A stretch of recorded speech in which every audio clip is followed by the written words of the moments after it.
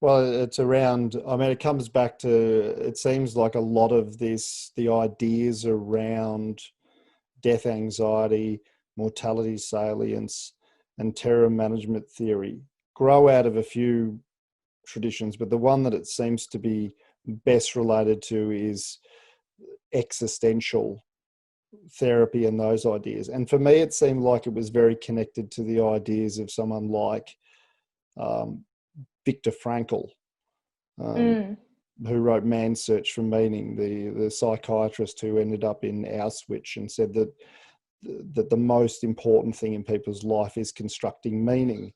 You know, that you can't continue to live unless you feel as though there's some sort of purpose. I mean, the reason that you do research and write papers, to some extent, that fits within the terror management theory framework, because you're looking for some kind of symbolic immortality. You mentioned meaning. I think meaning, you know, it's very much related to death and fears of death, because I think for a lot of people, the problem of death really challenges their sense of meaning, or can make it really hard to find a sense of purpose.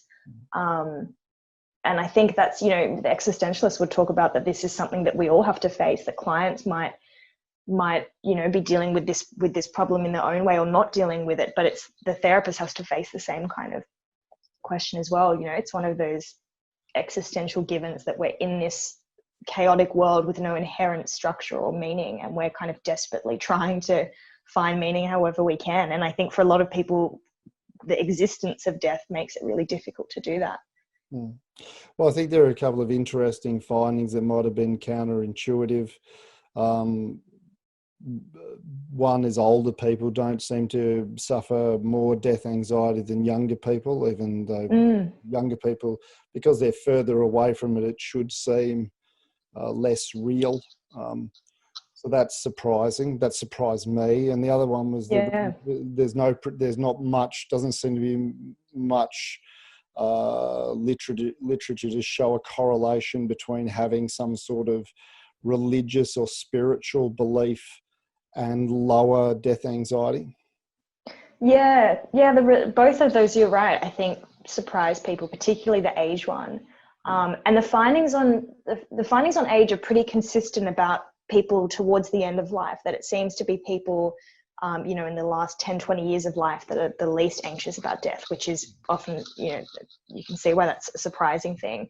With religion, it's an interesting relationship where it seems like if you're at either end of the religious spectrum, you're on pretty good ground with death anxiety, I guess. If you're a really firm believer, you tend to have lower death anxiety. But if you're a really firm atheist, you also tend to have lower death anxiety.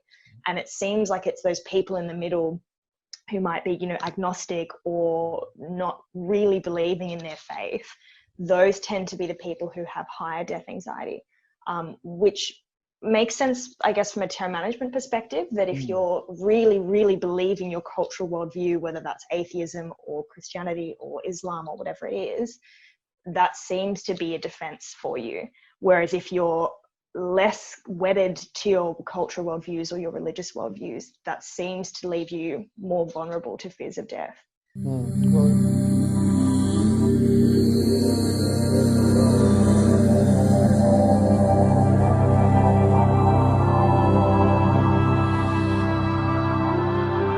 Deep Trouble is produced by Steve Charman in the studios of Main FM, Castle, Maine.